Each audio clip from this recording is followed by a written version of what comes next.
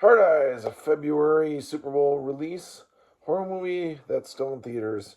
Maybe you checked it out, maybe you didn't, maybe you wanted to, and now you can. I would actually recommend this as a streaming movie if you like horror. It's it seems like it should be marketed as an original horror movie film idea. You got your Friday the 13th on Friday the 13th. You get your Halloween's for Halloween. Now you've got Hard Eyes for Valentine's Day. Only it's not terribly original. It seems like a mismatch of a bunch of ideas. For example, there already is My Bloody Valentine. There already is Valentine. So having a movie set on Valentine's Day is not original. It's just maybe you didn't see those other ones, or Valentine didn't really hit. That was kind of forgettable. My Bloody Valentine was a really old slasher comparatively, and then it was remade in 3D, which I really liked. I'd say go check that one out. I like that one better than Hard Eyes. However, Hard Eyes does what it does really well. It starts out with really good kill scenes. Like if you're into horror, you like the kills, you like the gore, like the setting of the story has to work. Like it has to go from point A to B to C. You can't just jump all over the place because a lot of times in horror movies, the story or the setting just falls apart. But hey, the gore saves the day. This one actually has the good kill scenes that are cool at the beginning.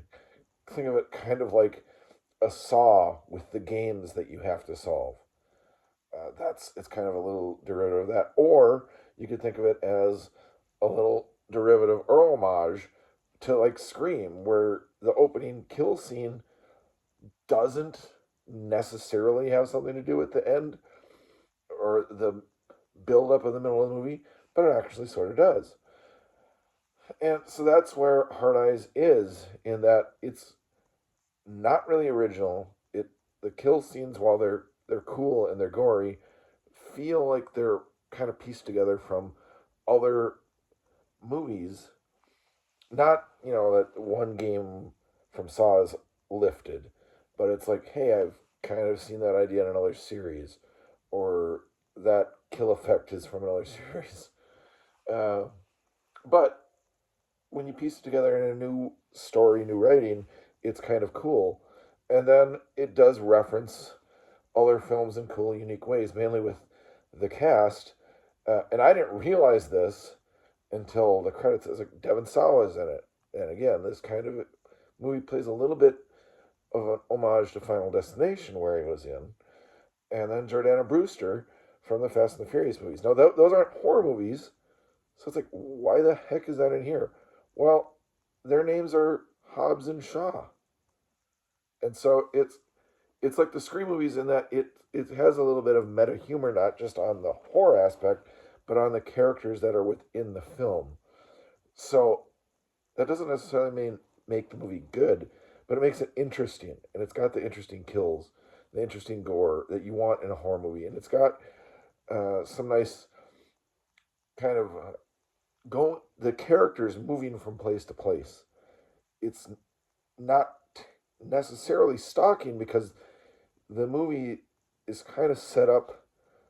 I'm going to say like a police procedural because a lot of the bulk of the movie takes place in uh, in a police station, kind of like I think Jeepers Creepers 2 did that. So there's different parts that you've seen from different other horror movies that are all into this, and using them as an homage works for the story. Um, so the movie came out on Super Bowl weekend. It didn't terribly do that well, but movies these days aren't opening very huge. And then the following weekend, it did a lot better because that was Valentine's Day weekend. And then it kind of fell off a cliff again. It's a low budget horror movie. It made money. There's probably going to be a sequel, and there probably should be. There is a way for there to be a sequel. If you're following it like a police procedural, I kind of felt that it telegraphed who the bad people were. It's the movie itself is trying to sell you on oh, there's certain characters might be stalking each other, um, and there's cool aspects with the initials of different people, and so it's kind of red herrings this way and that way, like you get in horror movies or police procedurals that are set up like this. And then when it comes to the end, where you get the resolution, and the ending fits. I don't know if it really fits for a franchise, um, but I think there is a way, there is an out that is said within the story that is naturally within the story, where you can have multiple Hard Eyes movies. Um, and I think the movie sets up at the beginning of the movie after the kills. There's like these news reels of how this Hard Eyes killer has done this killing on Valentine's Day year after year after year on Valentine's Day, and it doesn't necessarily set up that it's the same killer or the same killers. Like it could be one, it could be multiple, it could be something completely different. I think um, you could come to that conclusion. Uh, Maybe the movie meant for it to always be the same killer or killers, but I think the movie has that out where it could actually revisit some of those things in the past to kind of expand the universe. You could think of it like Saw.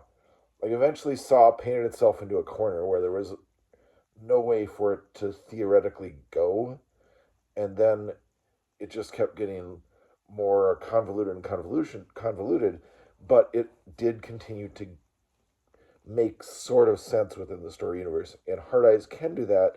It has a way forward and a way using its mythology set up near the beginning of the movie backward. I just don't know if it necessarily meant to do that. Um, and maybe that's another homage to these different movies that it's sort of homaging with its kills. Uh, but overall, it's a nice movie to watch if you like horror. I'd recommend it on streaming. Maybe go check it out in theaters. It's still in theaters right now. Um, Thanks for watching. This is one of the longer quick reviews.